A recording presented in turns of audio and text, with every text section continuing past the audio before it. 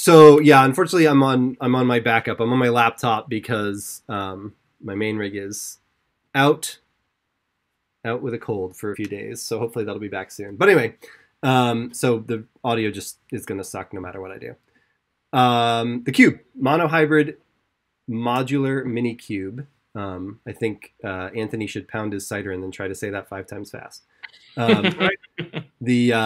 So the concept here, and I'm going to pull the write-up up because it's shorter on CubeCover, but the information that Fealuinix sent me is a little bit more detailed.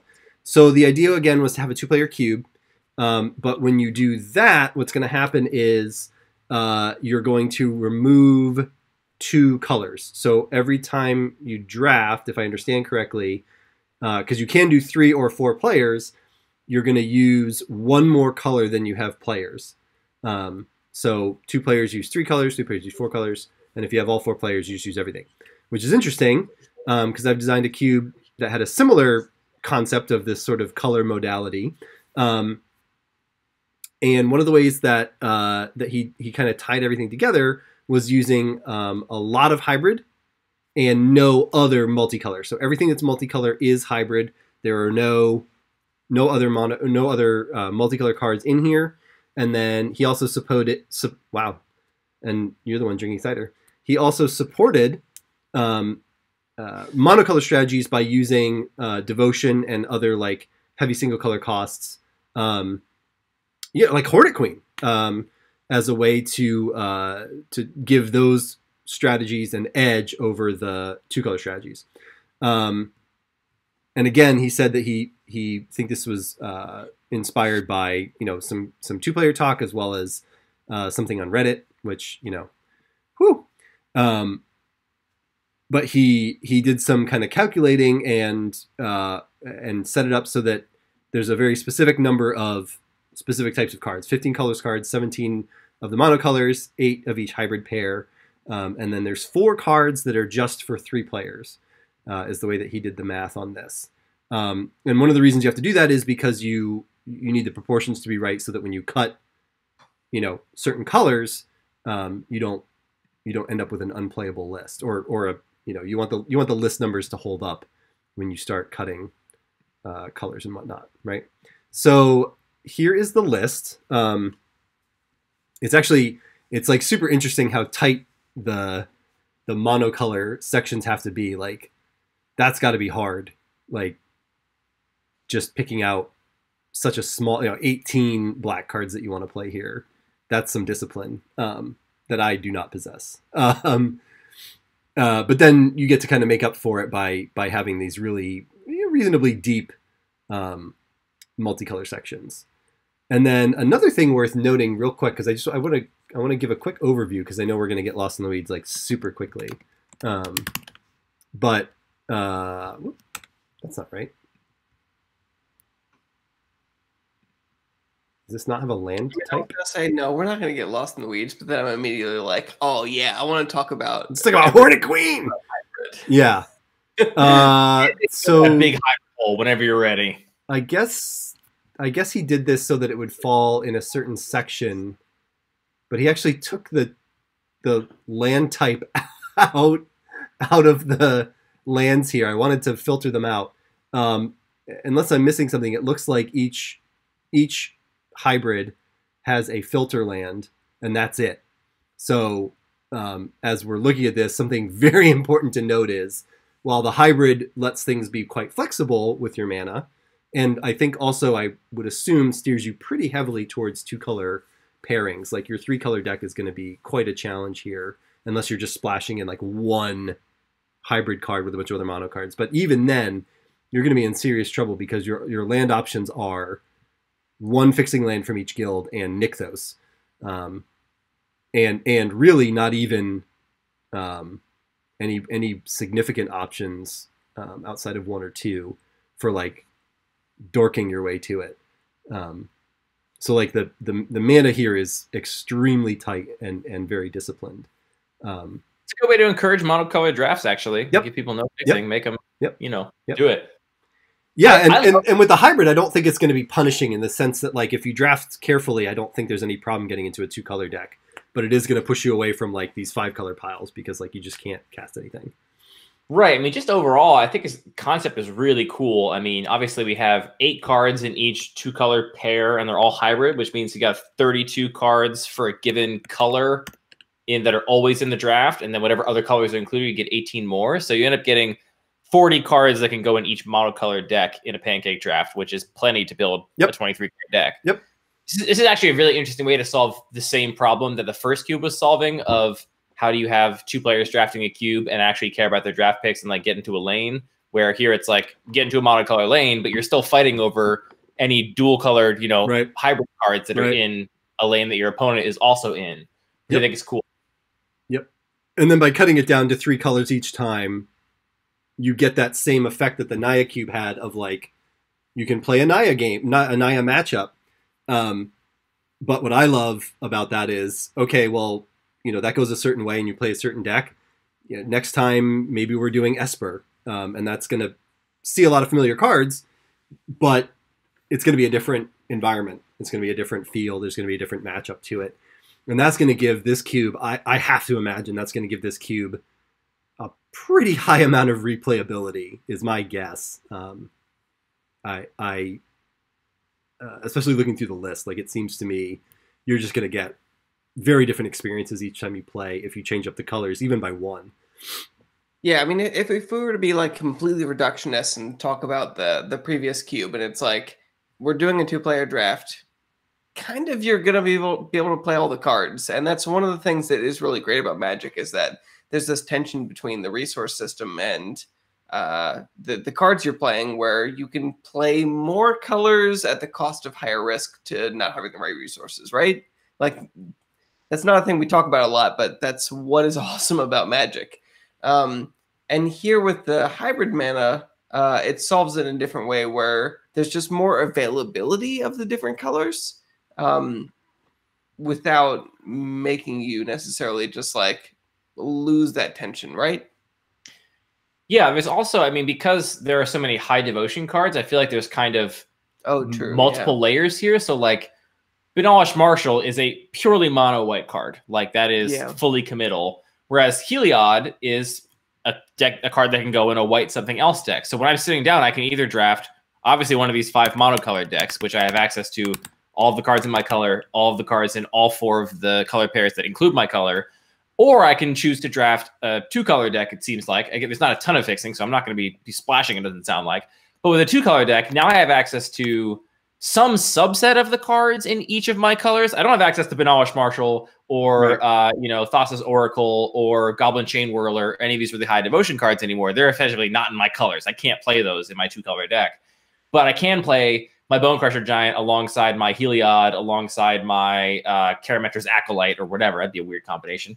But but yeah, there is, like, these different layers of playability depending on what you're choosing to do. So it's like you have multiple decision points when you sit down to draft. And that's where reading signals comes into play. Like, if your opponent is, you know, you only end up drafting, you know, 3 colors for a 2-player draft. If you suspect that your opponent is fully drafting the monocolor red deck based on what you're seeing in the packs, you can say, all right, I'll draft all the best green and white cards and I'll avoid really high devotion cards, but I'll be better off with a little bit of fixing in a green and white deck than I would be on, you know, just trying to commit to one of those colors full on. I mean, the cool thing is you see Goblin Chain Roller and you expect to see, like, oh, this whole cube has this dedicated section that is all about mono red. And if there's enough density of hybrid, that doesn't have to be the case. Like, it can just be this one mono red card that's enough of a payoff that all these hybrid cards can support it. Or, I mean, Torbrin is even better payoff. Yeah, like mono red payoff. Yeah, looking at, like, Torbrin or even Anax, if you're even just a little bit aggressive, like, you don't even have to be, like, aggro, but just, like, a pushy mid-range deck. Like, those are just fine if you've got even just a handful of, like, you were talking about the threshold payoff, like, a handful of high devotion red cards can really turn both of those cards on, or Turbine fits in it. Anax really is, like, paid off by it, but still, like, that could be, like, let's pull up, just for the sake of argument, anything that's red, right? Because that gives you access to 28 multicolor cards that are effectively mono red in your right. 8 times 4. Some of them they have 7. Oh, it cut the lands. Oh, it cut the lands because the way it's yep. Sure. Your math is good though. Thanks. So that's helpful. Math. Just counting. Hey, what is math? Not just fancy counting. Fancy counting. But yeah, I mean, you have access to some of these cards that will. What is? I love this card, and you didn't let me put it in my cube. What is it? Silkbind Fairy? No, not this one. One of the Demir cards. Lurking Informant? Yeah. Oh, I was like, is that on my 2 mana, 1/2, tap 2, 2 and tap it. Look at the top card of target player's library and put the card into that player's. I mean, yeah, it's awful. It's awful. I love that I can just look at the art and be like, I know I love that card. I know we've had a conversation about it. Sure. I don't remember what it does exactly. You can surveil your opponent for 2. Is that? Let's get into this because this actually that's a sweet card. It's not. It's awful. Look, here's the thing. Let's get into it because this actually touches on a cube I have been fiddling with lately. Because let's get off topic. No, this is extremely on topic because the cube I've been messing with lately is because we have changelings again in Kaldheim. Yep. I'm playing around with a tribal cube that's built around having a big solid baseline of changelings and then having just a variety of tribal payoffs in a whole bunch of different tribes, so that you build this weird deck with like tribal payoffs for bears or slivers or goblins or whatever. And then you have all these changes that count as all those sort of creature types, which I only bring up because I mean, I don't know if this is your point, but like the fact that that is similar to hybrid and the fact that it is extremely complicated is worth thinking about how complicated hybrid is. That's not my point. My point is that changelings like hybrid is a mechanic that has been revisited at very different times in the history of Magic's approach to designing and developing Magic cards, such that they don't fit together. The changelings from Lorwyn compared to the changelings from Modern Horizons or Kaldheim are dog shit. They are awful. It's like you want a 5 mana 4/4 with no other text versus all the ones in Modern Horizons, which are Modern Horizons power level, or Kaldheim, which are like really pushed because we're living in an era of really pushed Magic R&D. Hybrid mana, I love this idea. I think his cube is sweet. I love it. One thing I thought might be a challenge, and looking at the list, I think is probably a challenge for the designer, is that there are hybrid cards printed in like original Ravnica and Lorwyn Morningtide block, which are a very different era of Magic R&D than like War of the Spark, where we got more hybrid cards, and the other times we've gotten hybrid cards. And a card like Lurking Informant, like, does not compare to a card like Arcanist Owl even is like much better, or Dovin Hand of Control, or a Judge's Familiar. I guess it's from Dissension, which is a similar era. But you have really falling apart here. No, I mean you have cards that are like just way all over the board because you're trying to support this mechanic that is a relatively niche mechanic, and because we have 25 years of Magic history to pull that from, you end up with a pretty wide band of what R&D thought a 2-drop should be and should do, which makes it really challenging. I mean, like, this is a challenge I run up with in my Changeling queue. It's like, well, do I run this 4 mana 3/3 with Vigilance alongside of all these Modern Horizons changelings? And it's like, well, maybe I do, maybe I don't. But that's a real challenge, I think, just because there has not been enough hybrid cards printed with the same across the board approach to power level to choose 80 of them that are all like within a reasonable power band, I think. Right, and you're not saying like trying to maximize power level. No, forget maximizing. Just choosing any given power level. If you wanted to say we're doing all Lorwyn power level, we're doing all Lurking Informant power level, you don't have enough to do that either, because there's not enough that are at that power level. Please. You're going to get some Night Veil Specters and some Burning Tree Emissaries and some Risk the Redeems in there. Risk the Redeem is from Lorwyn too, so I don't know. I mean, there are some standouts on either edge, but that's definitely, I think, going to be a challenge. Which, I mean, to be clear, like, I think the band of power level in your cube is entirely a value of the designer. It is not objectively good or bad to have a cube that has a wide power level or a narrow power level band. What it means, though, is that if you have a wider power level band, what you're doing is making it harder for those cards on the lower end of that power level band to ever be justifiably playable. Because obviously people are going to be pulled to the things that are at the higher end of that power level band. And if there's not that much distance between them, there can be reasons to bridge that gap. You can say, well, this color is really open, so even though you know, some of these cards on my 22nd, 23rd, 24th card are not as playable as my top level cards. Because I can play a monocolored deck, I'm gonna like, you know, play them anyway. Or you can say, because I got this build around card that, you know, really rewards me for playing instants and sorceries, I'll play these, you know, C and D tier instants and sorceries because it makes my deck that much better. Yep. But the wider that band gets, the harder it is to have a reason to bridge that gap and to actually play the stuff in the bottom third of the cube. And so what you end up with is just a situation where those cards just get burned, or they end up languishing in sideboards, and they might as well not be there. They might as well not be cards in the cube because no one ever plays them. Yep. And looking at this list, I think especially some of like the one drops, like I can't imagine a situation where I'm going to be happy to play Slippery Bogle in this cube, which is effectively just a 1/1. The hexproof is really never going to come up because there's not a pants archetype here or anything like that. Lurking Informant is a card I'm not going to be happy to play. I see there's you know, one of the Ashioks here, Dream Render, but there's not obviously a mill strategy. So like I'm not going to be milling anybody. So why am I playing this 3-mana card that's just Grave Hate essentially? Yeah, and I don't think we're worried about the Grave Hate, right? I mean, there's not. I mean, I'm sure there's narrow edge cases where it would come up, but I'm not going to be like thrilled to jam an Ashiok in my deck if I'm not trying to mill my opponent out. Like it's going to be your least favorite card. It's going to be the cards that ends up in my sideboard, even if I'm blue or black most of the time. Probably. And they can't even, there's not even like a search to turn off. Yeah. Like there's not even that many search.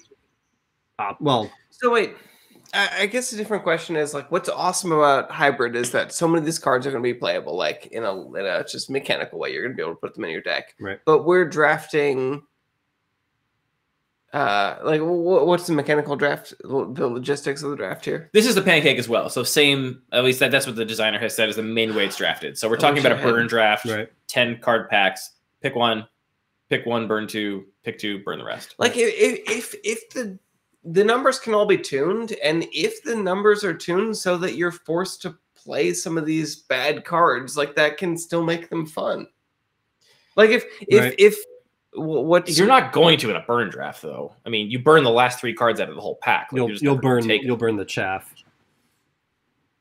Well, you're burning the chaff, but what's right above the chaff? What's right above the chaff is whatever is better than Lurking Informant. Like if Lurking Informant is the best Lurking Informant so hard. Play. Like honestly, those are fun games of Magic where you're thinking, for sure, well, yeah. I don't want to put this card in my deck, but I'm searching for like what is the way to do damage control on my deck? If obviously it's not fun when you're playing against opponents that have drafted a better deck, but when everyone's on the same playing field and struggling to put together a good deck. When you're talking about a card like Lurking Informant, I'll just play an 18th land. I would rather not be mana screwed 20% of the time than have a Lurking Informant in my deck. That's why we drink. That's why we drink, he says. Cold. No. I'm sorry, designer. I think the designer is in the chat. I'm sorry to drag Lurking Informant so hard, but Anthony called it out. It's a card he likes, so I have to just drag it. Well, and here's like the big thing. Dragging the designer of Lurking Informant. No, I'm sure the designer of Lurking Informant, whoever they were, had lots of things to consider. I would never drag them. It might have been. I feel like I was listening to a drive to work, and they were talking about the design of this card. I'm sure you were. Anyway, so I think that's a thing to be conscious of. And to your point, I think one of the really cool things about Cube is essentially forcing people to play cards because they don't have another option. These are the cards they have to play with. Yeah. And we have players in our play group that have very specific predilections in Magic where they like to do a specific thing. And nothing I love more than being like, guess what? You're drafting this cube that it's all shit you don't like. Like, here's a bunch of things you normally. What was the recent one you were texting me about? Draft the Degenerate Micro Cube or making Jay draft the Combat Trick. The Combat Trick. All right, now figure out what you're going to do now in this format where you would never do any of these strategies in a vacuum. Right. I mean, more than that, it's like putting those 2 players in a cube where it's like it's not strictly this is nothing you can like, but like, I'm exaggerating for effect. We're on a stream. We're on television. We're on television. I mean, like just more in a positive light. The debrief that we had of my cube, where players were both saying this card is completely busted. I'm always taking this over any card. Versus other players saying, I will never put this in a deck ever. Like that is, I love that. That's my favorite part of Cube. Yeah. That was when I feel like I ascended as a Cube designer. Those are the cards that I will probably. I have a really hard time cutting a cube or cutting a card that has a really polarized opinion on it. Yeah. Like, if some people love it and some people hate it, I'm like, great, leave it in the cube. That's what makes this interesting. Like, if everyone agreed on what the best cards were, like, what are we doing? We're just like, passing this pack around, everyone taking the best cards out of it? Yeah. No, I love the disagreement. And find me someone that disagrees about lurking informant. I bet you can't. I think it's great.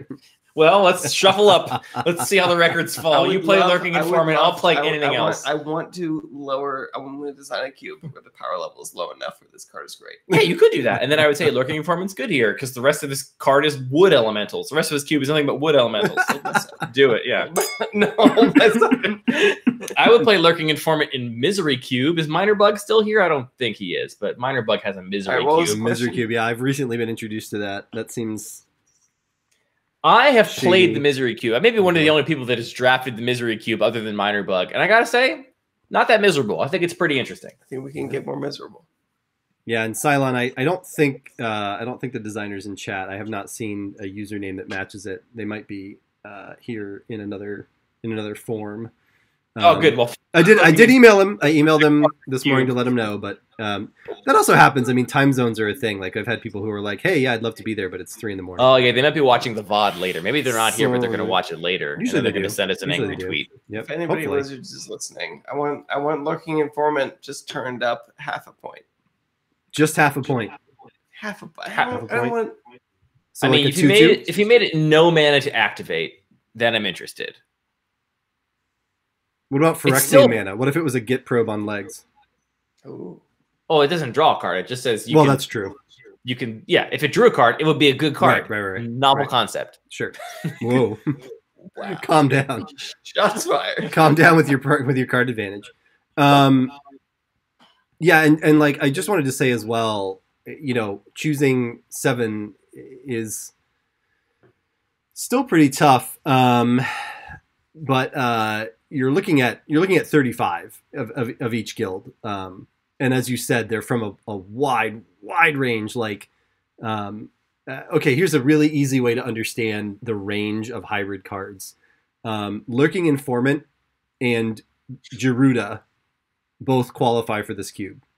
Yeah, that's a super easy way. And honestly, you can say that with like, I don't know, like what, 5, 6 of the companions. They're in there with things like that, or with things like memory sleuths. You know, pretty playable, honestly. Maybe not. Well, there's some you definitely can't companion. You're never going to companion like the red white one, which I can't remember the name of. But I would just play that as a card. Yeah, Zerda. Zerda. Yeah.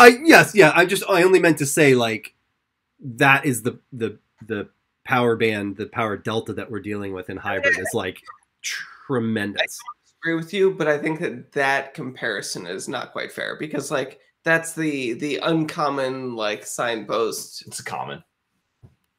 The common signpost compared to the like mythic flashy card from like the flashiest of flashiest mythics from recent sets. Like, no, but yes, but I'm saying like when you're looking at hybrid and there's literally if you have 35. The companions are rare? Yeah, the companions are all rare. They're all rare, yep. Yeah, so they were actually relevant. Well, I don't mean to compare. Keep drinking.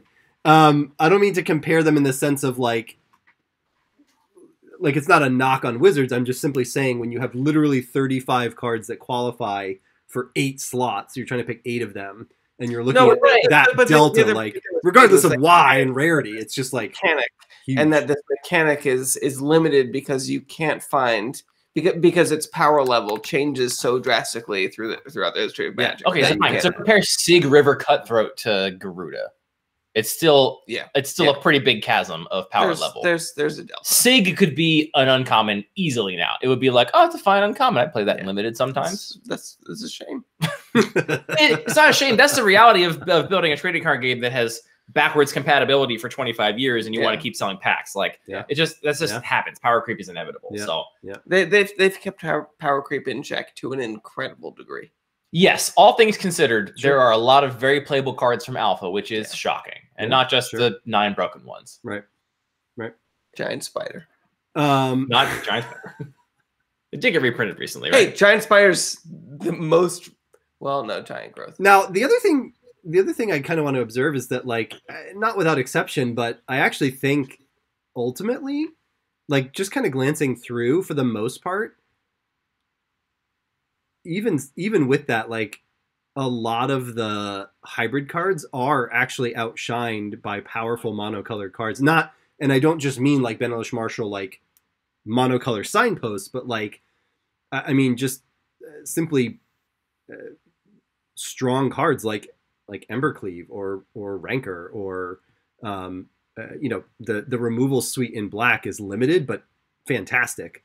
You know, so like, I wonder if you end up being pushed to really just be, even if you're two color, you're really just splashing in those hybrid cards to like fill some specific roles, or like you said, fill out 20 through 23, but your meat and potatoes is like single color cards. So I'm curious, like which specific cards you're, or if you can give a few examples of the cards you're looking at, because hybrid actually is weirdly kind of two totally separate mechanics, in that there's like the hybrid cards with very little devotion that are basically like the opposite of gold cards. Like they're just extremely flexible, can fit into like Judge is familiar. The math. Yeah, like 1-mana 1/1 flyer goes in any white or blue deck, regardless of what the other color might be. Yep. Versus some of the hybrid cards that have extremely high devotion that are basically like you can play this in the black-red deck or in a mono-black or a mono-red deck. And outside of that, it's unplayable. Yep. And I really it's like a tough design space too. I mean, Mark really Rosewater is, has talked about how like hybrid is a very narrow design space because the number of things that two colors can do, but colorless can't do, and the three other colors can't do. Like it's reasonable enough that you find this space that is just specific to two colors. Is this very narrow range of flexibility and inflexibility that doesn't have a lot of play to it, which explains why they haven't returned to it a gazillion times. Why there's not. I mean, the mechanic is fantastic for, you know, draftability, like, you know, being able to like, you know, play cards in multiple kinds of decks and like have open draft picks. The fact that like you're not just committed to colorless or colored cards, but you have this in between where it's like these are colored cards in two colored decks. Like the mechanic is incredible in those sort of terms. It's just that it's really hard to design cards that fit for it, so they don't come back to it that often. That's interesting. Yeah, and I think that's totally fair. I mean, that is super hard to get just right in any set. But I feel like that is like part of this format is like, you have Benelish Marshall. Like there are cards that are saying like, yeah, you can draft mono white, and if you're drafting mono white, you can also draft these extremely high devotion hybrid cards. But there's also this opportunity for this flexibility. Yeah, I think the way I phrased it probably wasn't quite fair. All I meant to say was that like, unlike like in many cubes, the monocolor cards, or excuse me, in many cubes, the multicolor cards hold a high degree of the power. They just, by virtue of their increased color cost, are strong. And that's not always the case, but it's frequently the case. And all I was kind of getting at was that, like, I don't think you just windmill slam any hybrid card that comes your way that matches one or more of your colors automatically. And you kind of summed it up by saying these lower ones that are 1, maybe 2 mana become incredibly flexible, where the ones that are higher become much more narrow, but hopefully hold more of the power. And like, I mean, we have shit like Hogak, and Unmake. So like, of course I'm going to pick those if I'm in the right color space to play them. Like those are quite strong. See, I wonder if Hogak's even good here. Like, am I going to have enough ways to fuel my graveyard to like be able to cast Hogak? I think the designer even said that they were conscious of Hogak being a power outlier. But I just want to be clear that Hogak is going to be terrible because you have Lurking Informant. I mean, ignore Hogak. What's this big flying black-white bird? The big flying black-white bird. This is the Nibblist or Oversoul, whatever we're looking here. This guy? Divinity of Pride? Yeah. Divinity of Pride. It's got a good aura, right? Yeah, I mean, like... You get a good feeling about it. Something I like about this cube is that the power level of the cards is hard to evaluate in a vacuum, because Divinity of Pride, fantastic in a mono white or mono black or solid black white deck, but you're really not playing it probably in a 2-color deck because it's not black-white exactly, because getting to 5 white pips your blue-white your blue-white Flyers deck cannot white cast or a this. black or a black-white deck. Yeah, and it seems like and it seems like there's a couple of those, and so like it's a huge payoff for being in one of those committed decks. Same with Boar Tusk Liege and Oversoul of Dusk and all these other cards that are like Dominus. 5 devotion. Is there a cycle of those? Is there one of each? Oh yeah, it's not a cycle. Well, I mean, there is a cycle that was printed, but the designer did not include all of that cycle necessarily. Though a lot of them. Dominus of Fealty is here. Noblest of War is also here, but not. I'll tell you what, too. Dominus, I always look at in my cube, and I'm like, whew, that's a lot of mana commitment. But then, like, someone will be able to cast it, and I'm like, fuck, this thing is broken. Like, if you can land this, it's scary. Threaten every turn. It's scary, and it's permanent. Black Dragon is to me one of like the greatest disappointments of cards from the last couple of years. I'm sorry, which one? Which one? Because I love all of the tension that it's talking about Lock Dragon, JJ. Lock Dragon hybrid adds in the way that it was designed. But for my own cube, like if this cost 2 blue-red hybrid, it would be a slam dunk for my cube. But Right. Oh, it's just disappointing because you can't play it. Yeah. So it's actually great and you love it. You love it so much. You just want to kiss it and hang out with it, but you can't because it's too red and blue. Also has No, I think Anthony's a cube cuck. I think he wants to watch you kiss it and make out with it. There you go.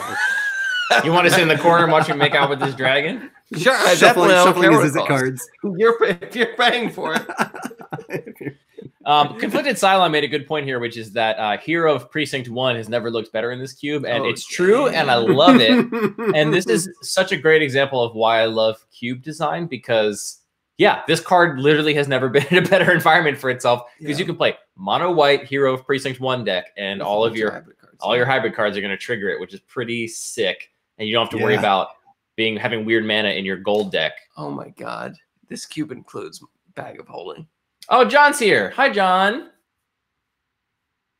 It totally fell. Hey, John's here. It does include Bag of Holding, which Anthony loves almost as much as he loves Puppet Conjurer and apparently Lock Dragon.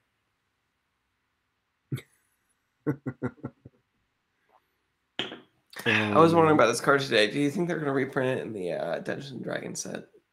Bag of Holding? Great question. Probably because I'm wondering if I should sell my.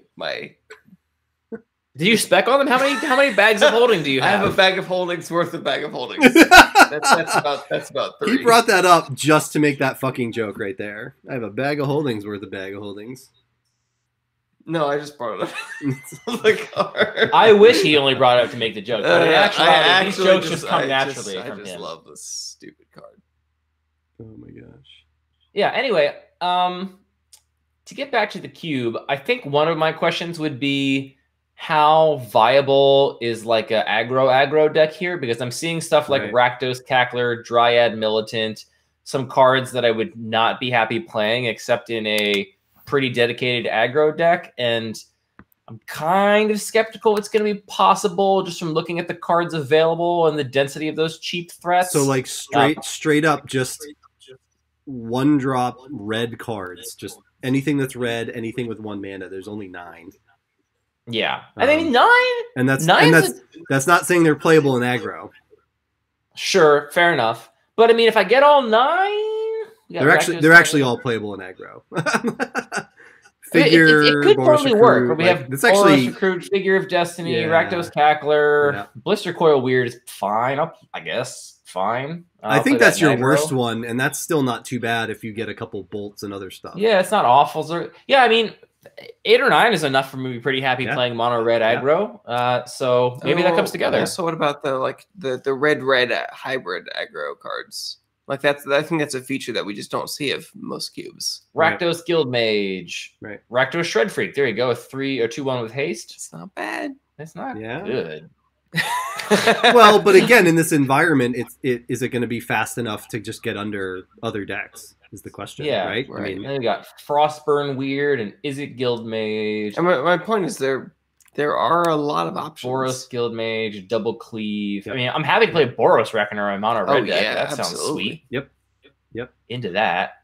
And then you just finish off with Noblest of War. Attacking creatures get +2/+0. It's not a bad 5-drop. That's not a bad 5-drop for your single 5-drop in your aggro deck. That's not a bad curve.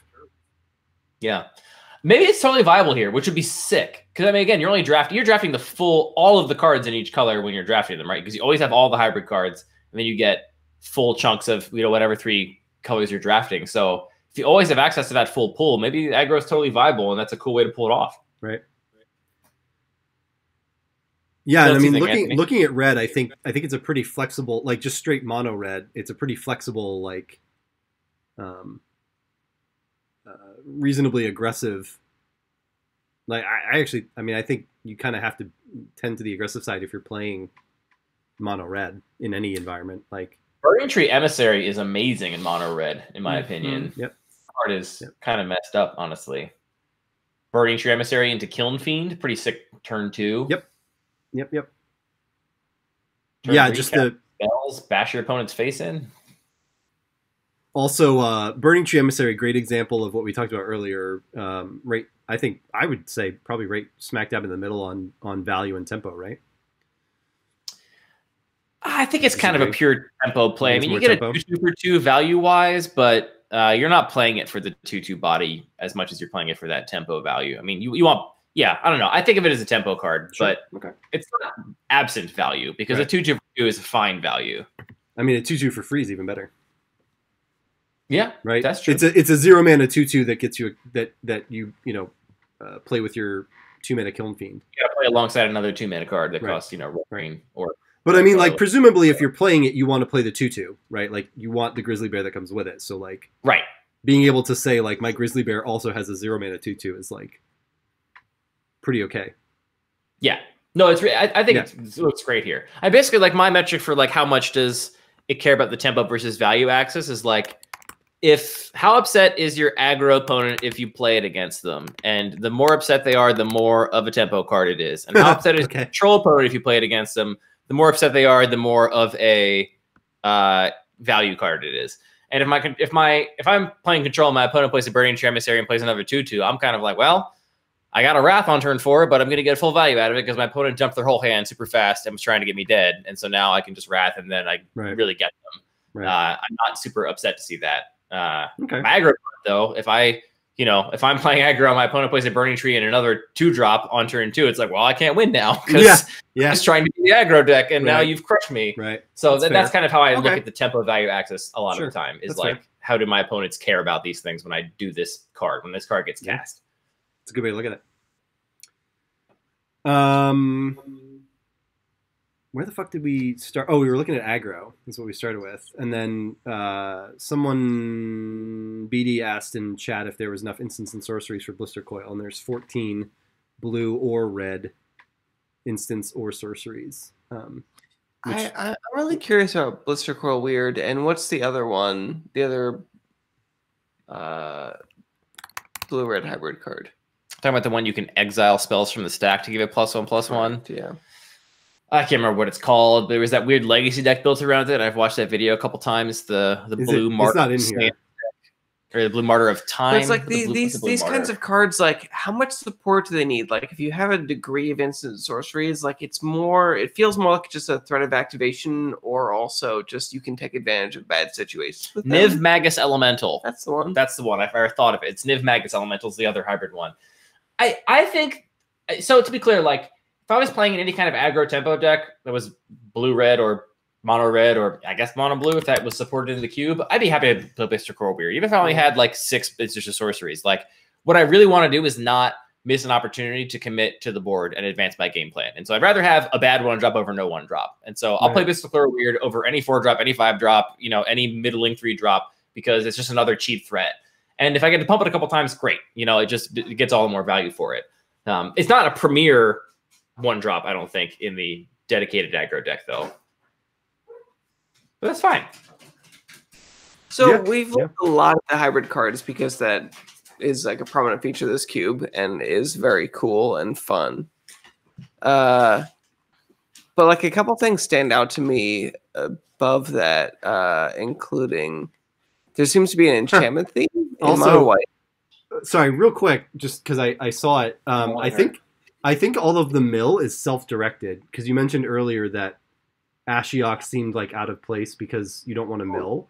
I think you actually want to mill yourself for things like Hogak, but also Work with that shit, because exiles your graveyard if you do that.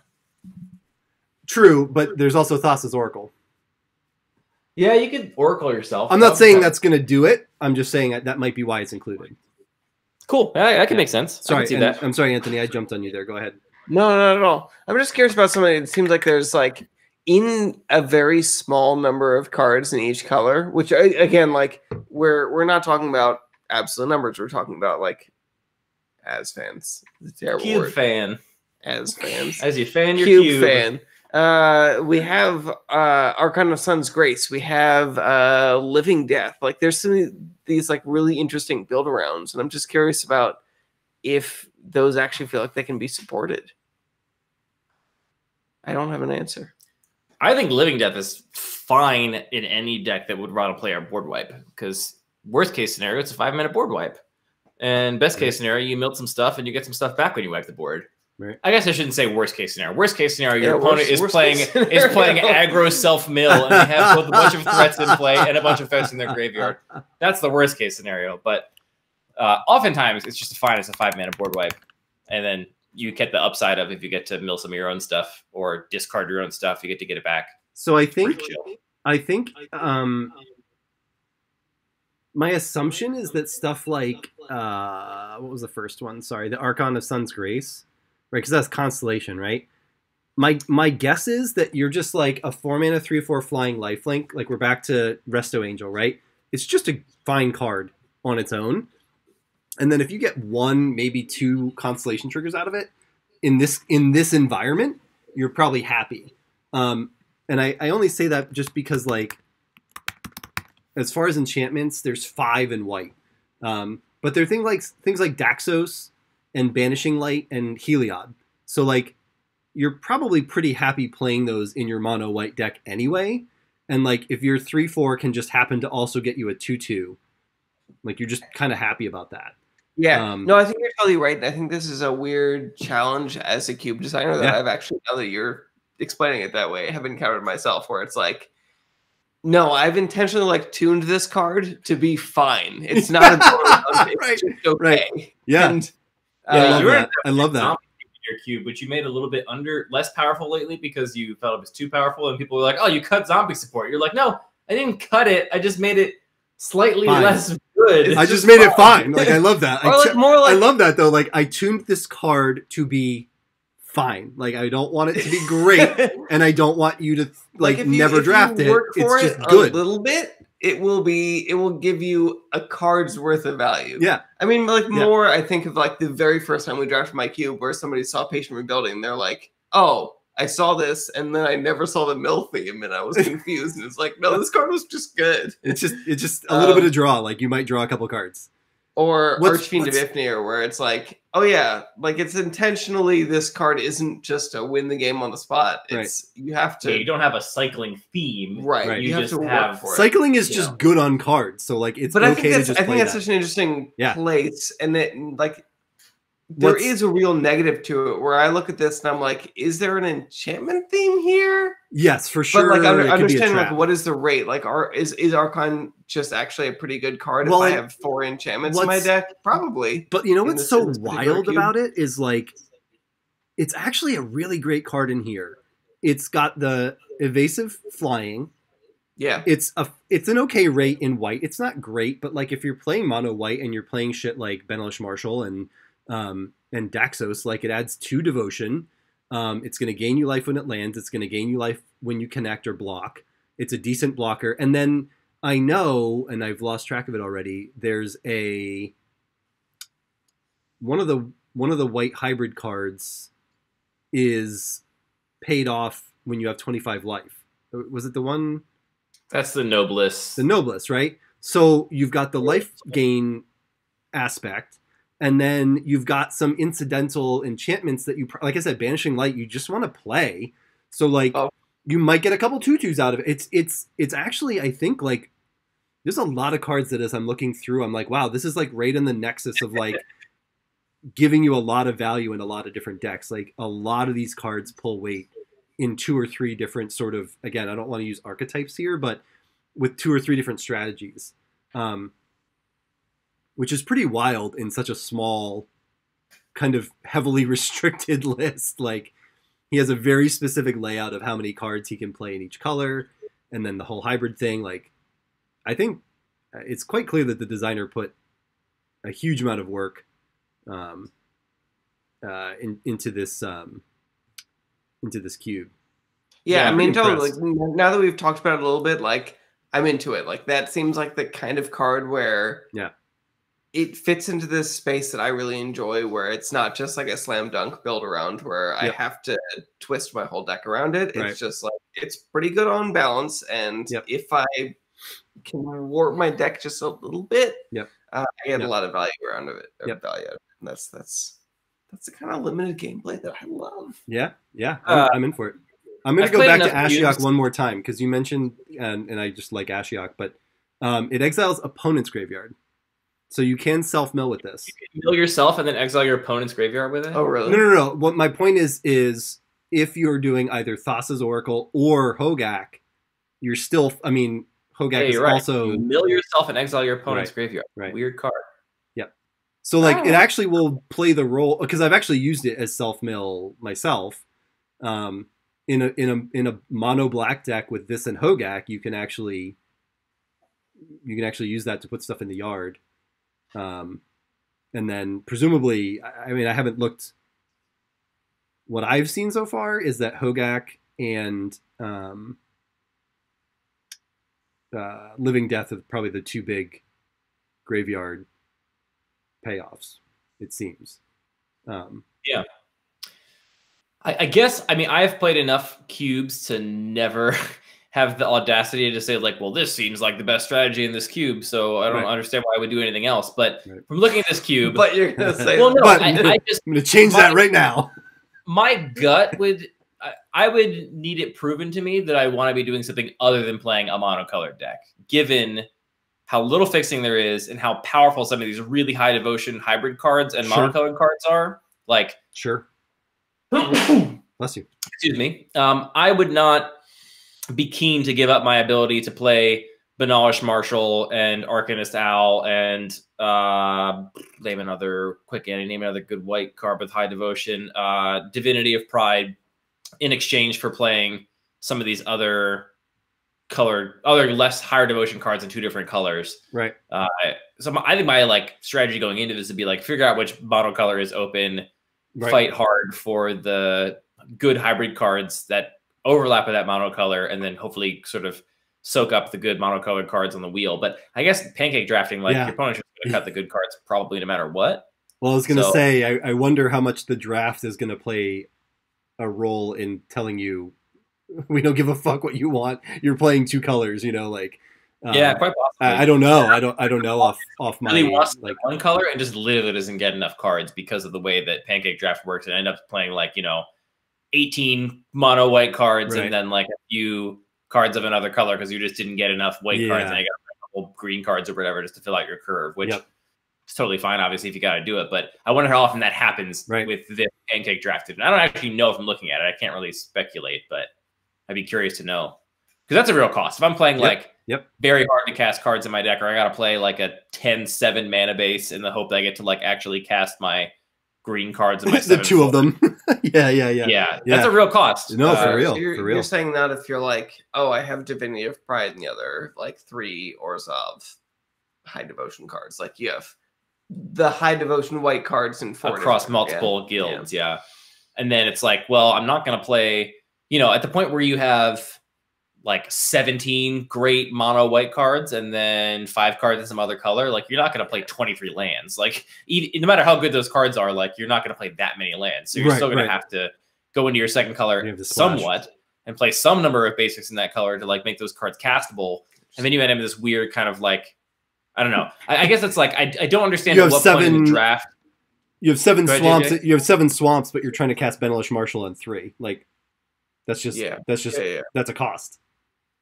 Right. And so I just wonder, I'd have to draft this cube a few times to know, when do I know I can actually draft the monocolored deck? Is it the 4th pack when I've gotten a bunch of great white cards and I've wheeled, good mono white cards through my opponent, then I'm all right, I can go in on this mono white deck and ignore everything else. Right.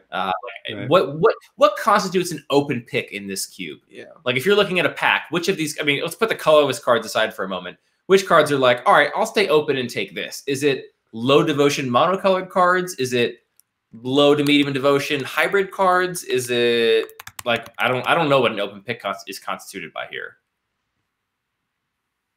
That's a great question.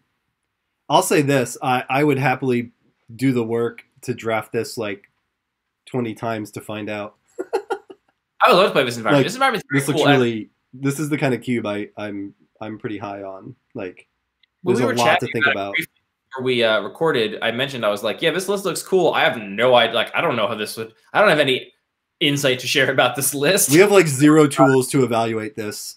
So we can explore it together. But like, I've never played a cube like this, and I don't know how it would play, and I can't inform. I mean, the designer, I'm sure, knows way more about this kind of draft than I do. So I'm just kind of wildly speculating here based on what I'm seeing. What I found too, though, especially with a cube that's this like, I don't want to say out there because it's not that out there, but I like creative maybe is a good word. Sometimes just hearing people who aren't, because like the cube designer is like this close to it, you know what I mean? Like they think about this, like they wake up at 3 a.m. and are like, oh, I gotta add this card. Like they're in it.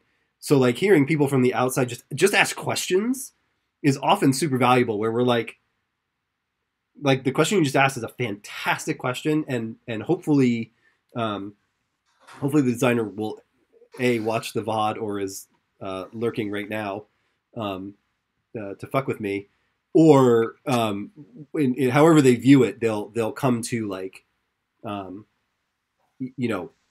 using the questions that we've asked and the things that we've speculated on as ways to like keep building, to keep improving the cube. Real quick, the main questions, and again, I think we probably kind of have addressed them, but so the designer, again, I have to look at the pronunciation, Fealuinix, did intentionally include cards that are powerful. Thassa's Oracle, Hogak, Risk the Redeemed were some of the ones he mentioned, with the hope that if he was careful and restrictive about enablers, their best case would remain unrealized. But fears this may not always be the case. So I think, and we actually like ironically, literally just touched on that. Like, why is there a little bit of mill? Well, all the mill that I've seen is either self-directed or is targetable, meaning you can direct it to your opponent, but you can aim it at yourself. And you even have little corner cases like Sinister Sabotage where you can surveil. That in theory lets you, again, it's not your main goal, but you get that little incidental edge of possibly being able to graveyard one card. And you've got, some little stuff like Thought Scour, and there's Ashiok, Thassa's Oracle. The Merfolk Secret Keeper is targeted on the adventure. So in theory, because there's only just that little bit of self-mill, and some of it is incidental, and a lot of it's not on color with Hogak, actually. That's actually probably the biggest thing is like, I think the only way to play Hogak is to either be, I think you have to be blue-black, right? Yeah, I'm not seeing anything in green that mills, right? Not even in black. So I think you have to be blue-black because you need the blue. Yeah. I mean, Hogak is like a harder question of like, if games are slow and removal is a little bit weak, then sure. That could shine. Hogak on turn 4 when you've cycled a card or two and have some creatures in play. Right. I suppose. Yeah, I don't know. The designer said they were hoping that their best cases would remain unrealized, and that strikes me as a kind of an odd goal. If I were putting cards like this in my cube, I would want the best cases to be realized infrequently enough if they weren't overpowering, but I'd still want it to happen sometimes. I'd still want someone to be able to live the dream and get their turn 3 Hogak or something every once in a while. That's so hard to tune.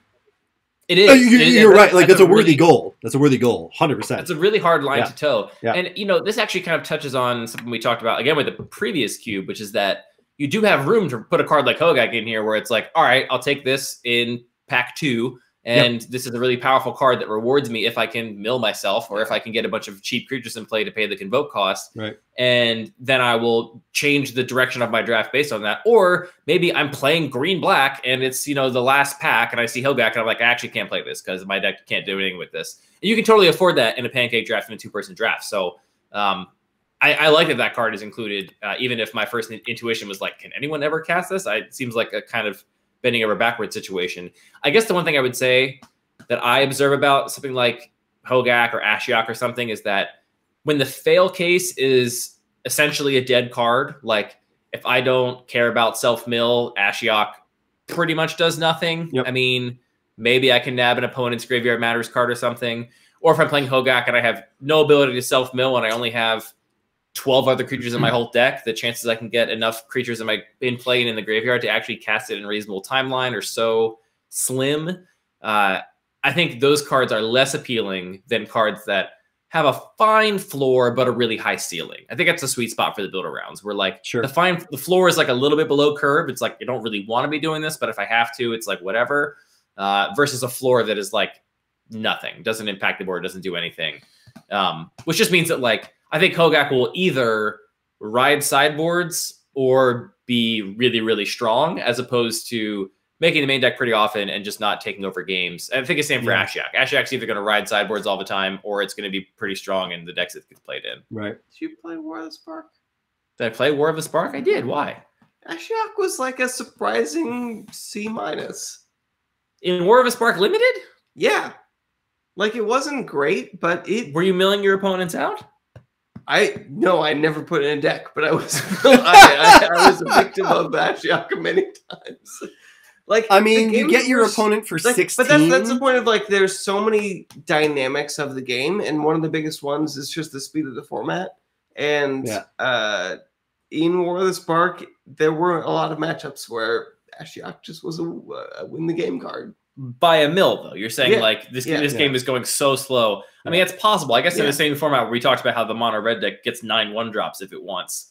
I'd be surprised if Ashiok ended up being okay in that regard. It's not going to be. It's War of the Spark Limited is very different from a lot of cube drafts. But like, if that's the kind of magic you enjoy, if you like that kind of slow format.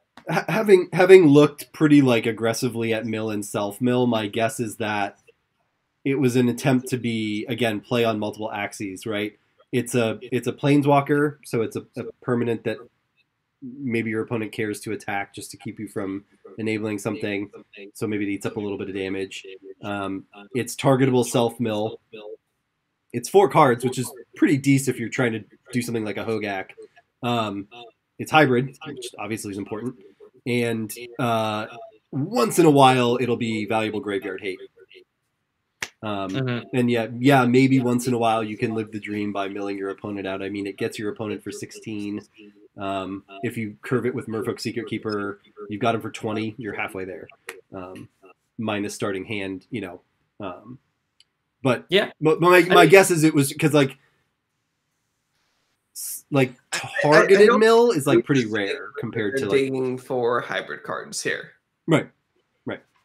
And I think that means there's going to be a little bit of a compromise on synergy. I think it's a lot of compromise. And probably also a little bit of a compromise on speed.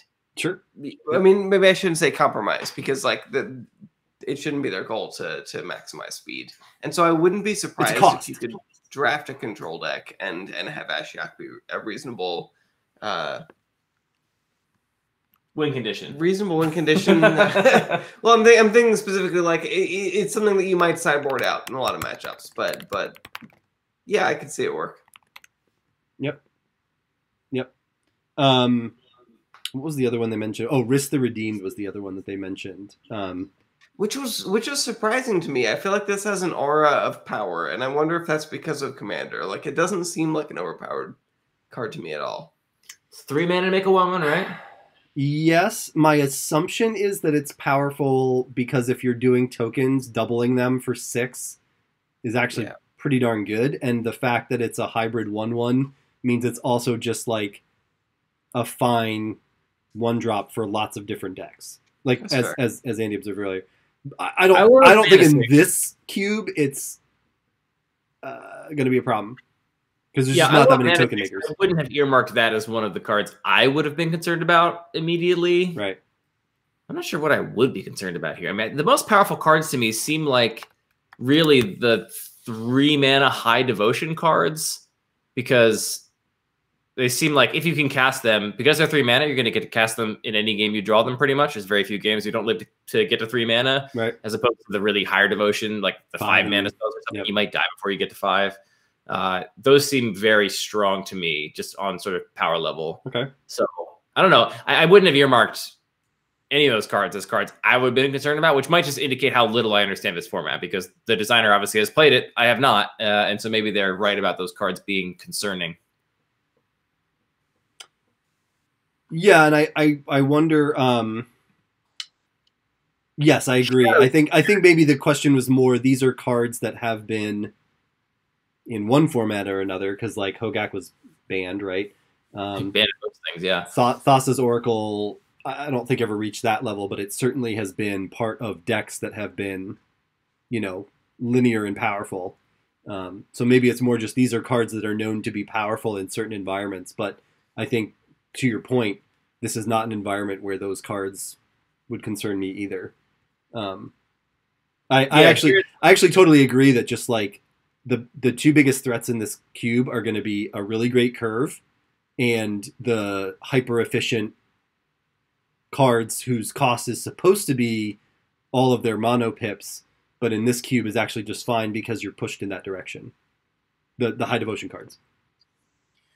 Yeah, and some of the better cards, I think, are also cards that they're very good, but they're low impact overall. Like, sure, Bone Crusher Giant, Lightning Bolt are like extraordinarily powerful cards, but it's not like, oh, they had Lightning Bolt, I couldn't win. It's like, oh yeah, that's really efficient. You're going to get blown out in like a little tempo play, but that one card is not going to take over the game.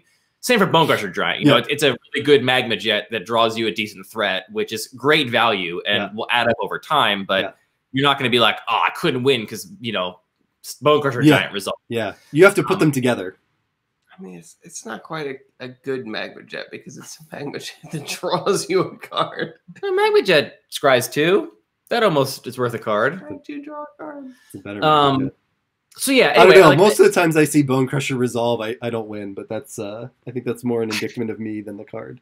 Those are some of the better cards. I do think Your Precinct 1 might be one of the better cards here. I mean, the ratio of hybrid cards to monocolored cards is like, you know, 2 to 1. So if that holds true for my main deck, then 2/3 of my cards are going to be hybrid versus non-hybrid, which means 2/3 of my cards are going to trigger hero. Well, like compare that to a Heliod.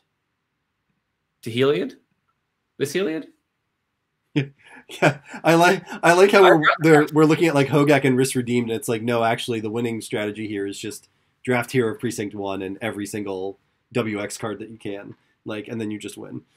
I mean, but that seems, including hopefully Risk Redeemed, because holy shit. I was going to take Carry too. I think Great Merchant of Asheville, whatever, however you pronounce that. Yeah. That seems positive in this environment where it's like there's a lot of complex multicolor stuff happening, but that enables monocolor strategies as well. Like that seems like it just is a greater diversity of strategies.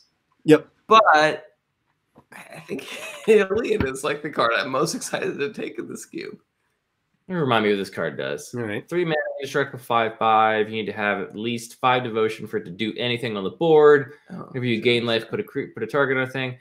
Yeah, I mean, that's the thing is like in a mono white deck, it's fantastic. Same way that Gray Merchant is really amazing in a mono black deck. Why do you need a mono white deck? I'm not saying you do. I'm saying I'm just giving the case where it's actually really good. I think in a 2-color deck, it's not that great. Does the 2-color deck have creatures? Yeah. Does it also have ways to gain life? There's like not that life gain is like a sub theme here at best. They feel themselves. I mean, I'm not going to be very excited to play a 3 mana, do nothing, and then pay 2 mana to give something lifelink and hope it can connect. I lost with this card in a draft. I lost with this card in a in a Theros Beyond Death draft where I just needed any other creature, and instead I had I do think you need a certain amount of devotion. Andy doesn't. Look, I know it's anecdotal. Can't win. I'm just giving an example of how the card is not like it is not the kind of bomb that wins no matter what. Which there are cards that win no matter what, or not no matter what, but like put you in a winning state. I think it's a solid build around. I think it's going to be a build around here because you are going to want a couple ways to gain life outside of that card. But I also think that there are going to be times where you're pretty happy to just like even threat of activation on that life link, knowing that that's going to then result in another counter. Like I have seen this card in brawl scenarios, like get out of hand. Certainly if you can build around it, it's great. Yeah. Pack one, pick one. I'm taking hero though. But like you also mentioned Gary. Are you taking Gary over Heliod? Am I white or black? Pack one, pick one. You're white. I only have a pack of 2 cards, and it's Heliod and Gary. You're white. I would probably take Heliod. I mean, it's lesser commitment. You can't actually play in a 2-color deck. It's only a 3-drop instead of a 5-drop, so I'd probably take Heliod. There's also I imagine I'm this is like I'm just reaching here. I'm guessing though that like our instinct on how often devotion works out is like skewed just because of the hybrid cards. Meaning like yes, I agree with you that Heliod's better in a mono white deck, right? Because the likelihood it gets turned on is like super high. Well, your white green deck, if you pick up like 3 or 2 even of the hybrid cards that go in it, is going to be more likely, not highly likely, more likely to turn it on. And like I just wonder again because we have no idea what the draft is going to look like. Like when you draft a Selesnya deck, are you like a bunch of white, a bunch of green, and 2 hybrids, or are you like no, I got like 6 of the hybrid cards, let's fucking go? Because if it's more to that end, then Heliod's fine in like literally any WX deck. But if it's more the other way, where it's like no, you're just going to get 1 or 2, then yeah, you really need the mono white deck. You know what I mean? That's a question I would wonder is like how what's the ratio like typically in a draft? And I'm sure that depends on a lot of things. Like, thinking about it, it seems like it would actually be harder to draft a 2-color deck here than a mono-color deck because as we established, you get, well, we said either 24 or 21 cards in your, we said either 32 or 20. Yeah. Anyway, there's going to be roughly 40 cards in every mono-color deck in every draft you open. And once you take out the really high devotion cards from those individual colors for the 2-color deck, you actually, I think, have fewer total cards because you only get the 32 monocolored cards. It's actually only 30 because you take out one of each of the cards for the 3-color 2-player only drafts, and then you cut out the cards that are like triple devotion or whatever, and then you only add in the 8 more for the actual color pair, assuming you get all of them. I actually feel like it might be harder to draft a 2-color deck here than a monocolored deck. Probably. I don't know. Thinking out loud. Yeah. I don't know. You also draft it, if you're doing 2-player, you draft it in 3-color chunks, which is going to fuck all that up. Yeah. Cylon says, do you think Heliod's good enough in isolation without life gain, without outside life gain? Do you think that it's good enough in isolation without outside life gain? I mean, I think in this environment, yes. I don't think it really is. I mean, like, I would compare it like if you literally pretended it didn't have the line that it was a creature. Here's an enchantment. Yeah. The enchantment says when you gain life, you can put a +1/+1 guy on a creature, and you can pay 2 to give a creature lifelink. You think that card's like playable? I mean, that's how it played in limited most of the time, and it was extremely relevant and hard to beat. There is something to be said for like, I mean, easy example, like incidental life gain tends to stretch games out, and if you have the right deck to like just go a little bit bigger than your opponent, that can let you have the legs to get there. Not against like pure aggro, but like a more aggressive mid-range deck. And I will say, like, what's that new card? Fuck, I always forget the name. There's a new card that just came out that just puts a +1/+1 counter on a creature every turn. It just does it. Now that's obviously free, not 2 mana. Luminar Casper. Are you doing the pose? That's fucking amazing. You're doing the pose. I love that. Yeah. That's a card that I only know the picture. No, that's amazing. Like when you did it, I immediately knew what you were doing. There's a card that is roughly gazillion times better than Heliod. All I'm trying to draw is the yes. is I mean, it depends so on the much speed, better. It depends on the speed of the format. Like there are so many games where your opponent. You know what makes the format faster? Having cards like Luminarch Aspirant. You kill your opponent before they do any dumb pay 5 mana to give a creature lifelink and hope it doesn't. Hope my opponent doesn't have a removal spell or a balance spell or anything. Limited. You're happy to have a shock. When your opponent plays Hiliad, it's just like, oh, great. You should play against me with my Hiliad deck because all my opponents beat me. It's not that good. Okay, what am I playing? Mono Black Gary. Aspirant's messed up. Aspirant. Is it Aspirant or Aspirant? Aspirant. I don't know. You sound confident. Are you sure? Is she aspiring or? I was an English major. No, I don't know. I think she's aspiring, right? Isn't that but like Luminarch Aspirant and Sky Marcher Aspirant? They're aspiring. What are the options again? No, it's aspirant. Aspirant or aspirant? It's aspirant. I don't think aspirant is a word. So aspirant, aspirant. Aspirant. I don't know. I have no idea. Luminarch Aspirator. Yeah. So Simon, I think it's good as a combo piece that maybe some people like Anthony will think is playable outside of the combo. I would not be excited to play it outside of the combo. I wouldn't. I probably wouldn't. And to be clear, that was not just dragging Anthony there. I think it's valuable that players rate cards differently, and Anthony might be happy to play it, and I wouldn't. Like, that's, to me, a cool cube card. I think it has a very high ceiling. I also probably wouldn't put it in most cubes that I want to design because it's swingy. It's like on 5 mana where you're like, oh, I'm just going to play this and then be able to chump with something and then grow something else and gain a bunch of life. Like, it's not the kind I think of game Gird for Battle is better than Heliod Unlimited. They also do have Finks, so maybe it is. Or did we already cover that they had that? Do we know they had that? Yeah, I mean, if it's part of a package that like it has energy, then there is a reasonable amount of incidental life gain, especially in white. There's some life gain floating around. If I had enough life gain, I'd be very happy to play it. Yeah, like there might be enough incidental that you're just like, oh, okay. Flop between thinking about it as a player or as a designer. As a player in this cube, my initial mode is like I'm going to take Hiliad very highly because I think it's an excellent card, and I don't think this format is fast, and I think I'm going to be able to take advantage of it. Right. Linden is messed up with Hiliad. Yeah. You get separate life gain triggers for every creature that attacks, and then every creature that gets to do its thing. That's messed up. So it's probably pretty strong as long as you can pick up a combo piece, meaning you want a few life gain just tacked on somewhere, or you want Linden, or you want Kitchen Finks, or I mean, even Soldier of the Pantheon is probably kind of scary in this environment. But like, even you just like the game stalls out, and you're like, I have a flyer. Yeah. Take it. Take Gird for Battle.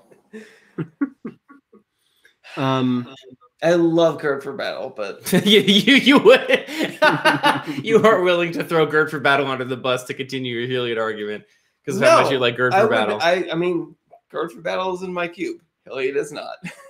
Yeah, Hiliad's not good enough. I know. I understand. Hiliad doesn't work with. I'm actually not sure Hiliad is good enough for your cube. Hiliad would be brutal in my cube. I don't think so. I would never pass Hiliad in my cube. I don't think so. You're insane. Okay. Draft off. There's only one way to solve this. So real quick, I want to make sure we just hit this last question, and then from there I'll stop bossing everyone around. But the other question specifically that the designer had was there's a few cycles that he forced that he probably shouldn't have, is what he said. That's not my judgment, but and the 2 examples he gave were the hybrid uncommon planeswalkers, and then he said he thinks that the Theros gods hold up and the guild mages probably do as well, but he's also not against breaking cycles. And I think the implied question there is he forced these cycles, which we call spreadsheet aesthetics.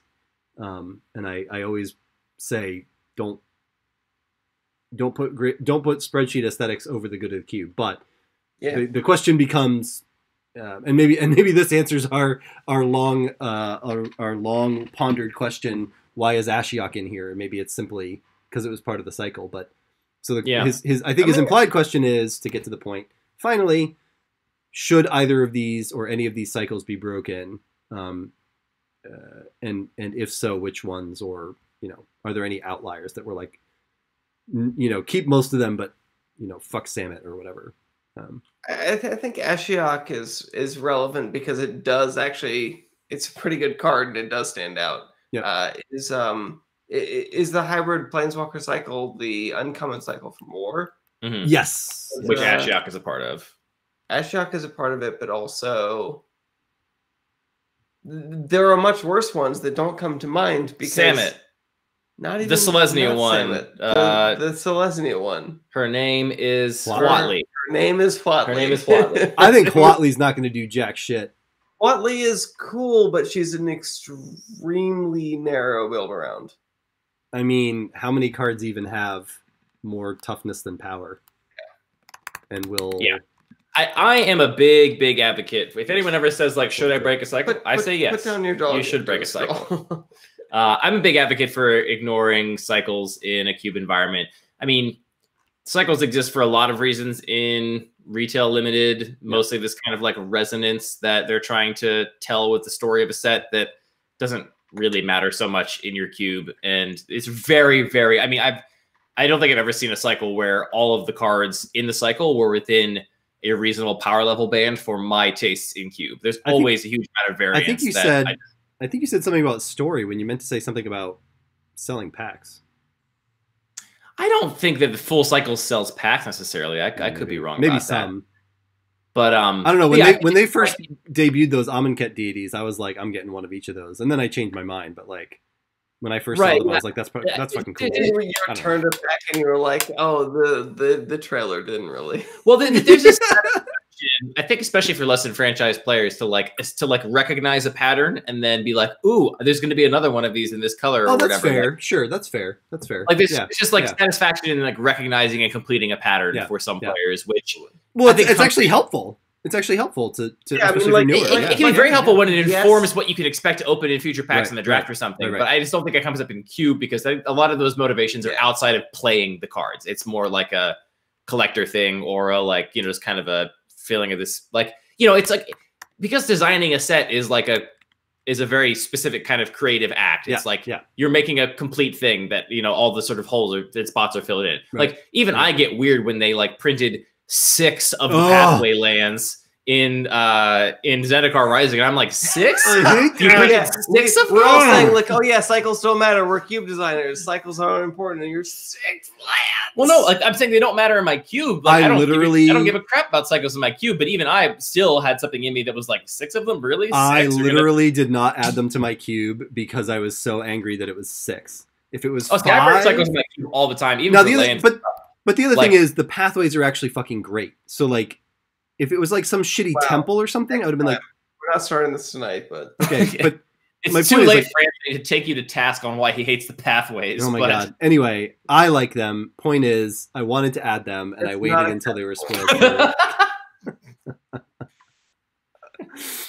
Okay, he gets through when he's had a lot of cider. No, that's fine. I call it out. No. But to the point, out of these planeswalkers, where are thumbs down? BD had to vote on Samit and Nahiri were the thumbs down for him. I agree and add Huatli.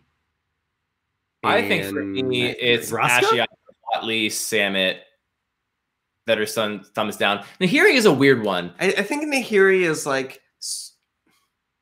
it's better than it looks in some circumstances, but it. See, I was gonna say I think it's worse than it looks, but still very playable. I don't like it. I think that some of that is correct. I think so. What I was thinking, I was reading off the chat ones also because I figure if the designer watches the VOD, he can use kind of our collective if everyone's down on Huatli, that helps inform his decision. So if there's some merit to Nahiri, that's fine. And I can see if you're just like, hey, 4 mana to have a 6 pings worth of walking ballista, I guess. I don't know how else to describe it, but 6 the thing that's really relevant about Nahiri is the first strike. Like in a slower format. Oh, that's true. That's true. I'm gonna cast this 4 mana planeswalker, and now you can't block, and also, but like it is only on attacks, so you have to be aggressive. What's the thing is like maybe on either end, either extreme. Like if you're on the defensive, you can play her to start killing tapped creatures, which is cool. But if you're on the, it's like if you're anywhere in the middle, she's kind of like, I don't. Okay. Yeah. If you're in a weird race or you're trying to attack with some flyers but leave some other blockers back, it's like she doesn't really do enough stuff in that mid range. It's like that's cool though. No, that's a good. That's a good perspective. I think Harry is one of my favorite designs from the sets. Yeah, I like that. I think it's just weird. I don't know exactly where it fits. I think that's cool. Does anyone have anything positive to say on Vraska? Would we keep Vraska in here? I mean, you're just making hybrid. That's my positive thing to say about Vraska. Hybrid's cool. I'm with you. Yep. Yeah, I mean, the ones of this cycle I really like. I think Angrath is amazing. Yep. Really, really solid. I think Saheeli is great. Really, encourages a build around, and also just really cool that she is a good baseline build around. Like if you can just have basically a 3-mana, young Pyromancer, it's a Planeswalker, you're very happy. Right. But then this really cool, flashy upside of getting to clone your best creature and do stupid stuff. I think it's really, really fun. I feel like I feel like she comes out of nowhere sometimes because you're just like, it's you can make a couple servos, and then it's like, fuck, that's big. Whatever you clone. It's like end step. Your opponent opts and makes a servo. You're like, fine. Then they untap and play some huge threat, and they make their servo a copy of the huge threat and just attack because it's like trigger. Yeah. You really messed up. Yeah. So I love how complicated lines that results in. And also I love the cheap ones. I think Kaya is also very solid. It's a 6-drop, which is a lot, but Kaya is very solid. The rest of them, I could take or leave. I don't think there's that many ways to trigger Kiora in this environment. I mean, 4 power is a lot. And I mean, there's certainly some 4-powered creatures, but how many are you really going to have in your list? You're building a dedicated big ramp deck here. I think Kiora doubling your off-color mana might just be fine. Yeah, Kiora is ramping pretty. one. It starts at 7 mana or 7 loyalty. Yeah, she's an insane amount of loyalty. So it's basically just like a 3-mana rampant growth that might draw you a card. Yeah. I don't think in this environment it's going to be amazing, but I do think it's fine. Yeah, I mean, it could be totally playable, but it doesn't anywhere near excite me as much as the other Ambrose. Angrath is a great army in a can. Kaya is a great, just very high valuable card, and then Saheeli has all that fun play we talked about. Yeah. And Kiora, it's like, all right, I mean, sure. I mean, I'd rather have rampant growth, but I guess I'll take Kiora if I need to. So Ambrose said there's 25 creatures with power 4+, just for that data. Thank you, Ambrose, for doing all of your. Ambrose is fucking amazing. Like literally every time we're talking about a card, Ambrose is like. Ambrose is a little filter ninja. He's awesome. And then Dovin, fine. I mean, I don't know. I guess I have to look at it this way. I love this sort of stipulation of trying to really focus on hybrid. How many of these hybrid cards would I never even touch with a 10-foot pole in this cube if it was a monocolored card? Right. Dovin, Ashiok, Samut, Huatli, Vraska, Kiora, and Nahiri are all, if they were monocolored, it's like, no, I'm not going near that. But here they have to be in consideration because we have such a small pool to draw from. Okay, that's fair. I always enjoyed Dovin. It's not a card I enjoy putting in my deck, but whenever I have it in play, it presents interesting decisions. I mean, I love taxing my opponent's stuff. That's one of my favorite things to do in Magic. I'm a rude boy. Yeah. Boop. What about the guild mages? I think these are going to be harder to analyze one by one without. Guild mages are harder because they really force you to be monocolor or in their specific color because they lose. Well, I mean, I don't actually know off the top of my head what all of these do. That's what I meant. I didn't expect. I think this is going to purely come down to how fast or slow the environment is. If the environment is fast, these are going to be bad. If the environment is slow, they're probably all fine. I mean, having mana sinks and options in a slower format is good. Yep. Even if none of the options is incredible, having the option to do that with your mana is a nice option to have. Yep. But if the environments are fast and these are just 2-mana 2/2s, they're very replaceable. They can be anything else. So I think the takeaway here for me, I agree with that, by the way. What I would say is I think I would encourage the designer to take a very close look at each one and decide if one or more of the activated abilities is going to do something highly valuable to that deck. That deck, I think, is the important part. Yes, of course, yeah. Does this color pair want these effects? Or if the color pair is a color pair that wants to be very fast and proactive, are these effects going to help that? Right. Or are they just things I'll do if I have nothing else to do with my mana? Well, so easy example, the Boros Guild Mage. If you're mono red, it gives something haste for 2. That's probably not where you're at. You'd rather just have another creature. Right. And then or are these the ones that don't tap? Let me see. No, they don't tap.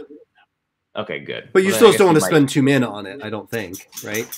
Yeah, I guess if you have nothing else to do, maybe. The white side gives a creature first strike, which you might actually be okay. Threat of activation. If you're less hyper aggressive and more trending towards mid range, and like it just helps you maybe keep a creature relevant, right? Like that creature that just became irrelevant because of a blocker all of a sudden is a little more scary because you might first strike it, or you can swing with 2 or 3 creatures because once they line up blocks, you get to pick what has first strike. That might be fine. The Orzhov Guildmage, on the other hand, for 2 and a black, each player loses 1 life. If you're doing that, I think you've probably already lost. Or you've already won. Right. Or for 2 and a white, each player or target player gains 1 life, knowing that there's some life gain, maybe, but probably not for 3 mana. There you go. Now all you got to do is pay 3 mana to get a +1/+1 counter instead of 2 and attacking. Right.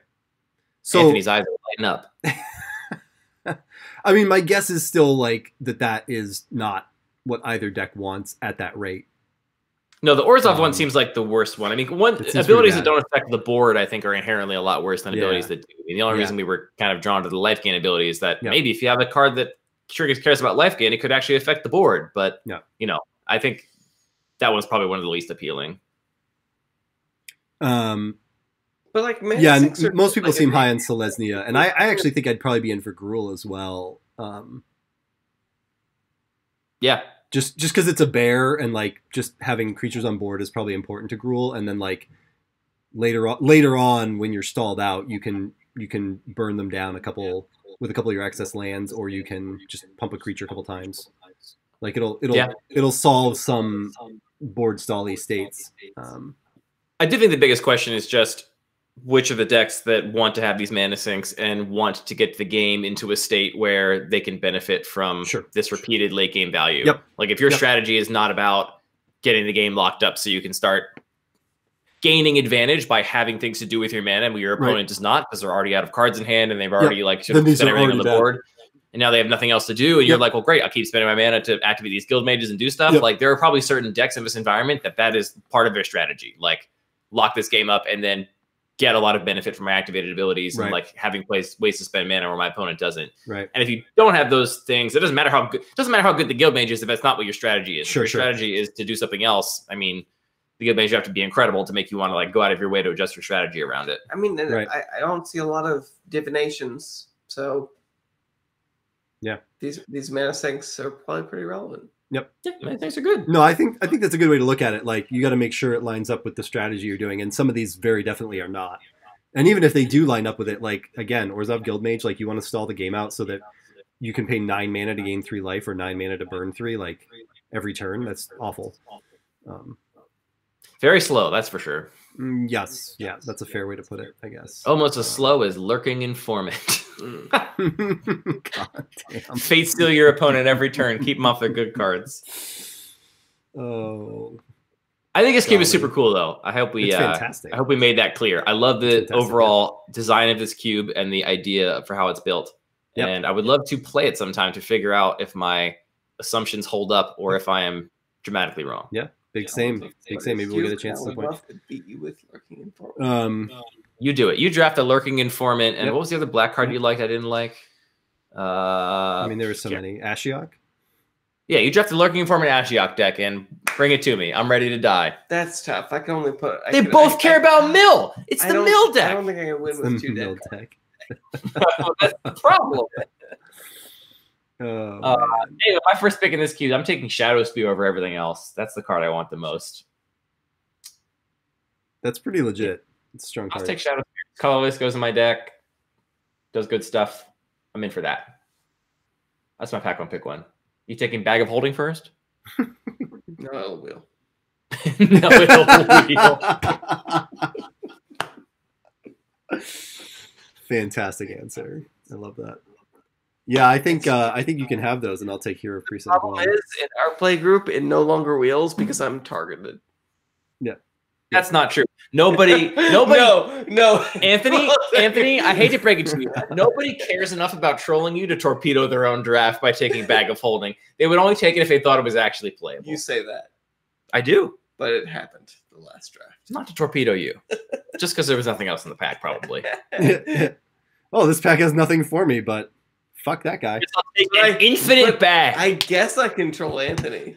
I guess that's a little bit of upside. Guess I'll take a bag that goes on forever. Oh my gosh! All right, well, I think we've put the screws to both of these cubes quite well. I'm very pleased with. No, I mean that positively. I'm just digging around. I don't think it was helpful for the people that designed these cubes if they, I know they submitted them looking for feedback, and they didn't know they were submitting them to us. They knew they were submitting them to JJ, and then JJ brought in us. They didn't ask for us. Anthony. One of them did mention. I know Cylon's here, and Cylon seems like they got some good stuff out of what we said earlier, and so I hope that's true. No, one person did actually because I always email them, a day or two in advance and say, hey, this is when we're featuring it. This is who's going to be on. Like, this is your guest host. And one of them did say that they've been reading your articles, so they were like, "Oh, sweet! I love those guys." Someone loves us somewhere, Anthony. Yeah. Actually, they said I love that guy, but I don't know which one they were referring to. So I'll let you guys duke that out. I apologize. I apologize. I was gonna say I apologize for everything, but then hedonism bot took over. That's a lot. All right. So, quick housekeeping. I actually normally know when I'm going to be back again, but I don't because this week has been just a clusterfuck overall. And I'm kind of hoping I get my main machine back up and running before the next stream. But next week I will stream again at some point, probably either Tuesday or Friday. I'm working on securing a guest host to do another review, and I'll probably come on and play, I don't know, maybe Tinkerer's Cube or some degenerate, or not degenerate, but some just mid-rangey garbage like that. Stay tuned on Twitter and Discord for more information on that. Thank you to everyone who tuned in. Thank you to the people that subbed early. That is extremely encouraging, as well as helping to keep the channel alive. And of course, the absolute biggest thanks to Andy and Anthony for joining me today. You guys are just absolutely a blast. And I was both incredibly excited and kind of almost mad when I figured out how close together we are, because you're making cube content and I'm making cube content. And we just found that out. And we're 30 miles. We're not playing cube in person right now, and that's a goddamn crime. It is a crime. So at some point, this will be the thing. At some point, there will be a slew of random selfies that go up whenever we're actually able to safely play cube and paper again. And we'll, I don't know, maybe just get together and play cube until we literally just fucking pass out, because it'll just be Anthony killing his Iliad and drinking a big beer and being very happy about it. Yep, absolutely, absolutely. So again, thank you both so much for coming. Thanks for having us. Let's plug it one more time. It's luckypaper.co, right? Is that right? And I'm gonna that's our website, luckypaper.co, and then Anthony and I have a podcast we record every week called Lucky Paper Radio, which you can find on luckypaper.co, where we do stuff like this, except usually we're not as drunk, but sometimes we are. And there's editing. Anthony needs to have a couple drinks to deal with me, frankly. So, but there's editing too, so that's a thing. Yeah, no, it was really fun hanging out and talking cube, and we'll definitely do it again soon. Thanks a lot. Thanks to everyone in the chat that hung out and participated. Yeah. We have a great chat. I'm really excited about all the chat. Seems like you have a very wholesome place here in the little corner of the internet. You bunch of cucks. I love my little cuck patrol. Thank you all for joining and watching. Please stay safe and healthy, and make sure you're in the Discord, because that's where you can keep up with all the stuff that we're going to do, and we're going to do lots of cool things down the road. So thanks again, everyone. Take care.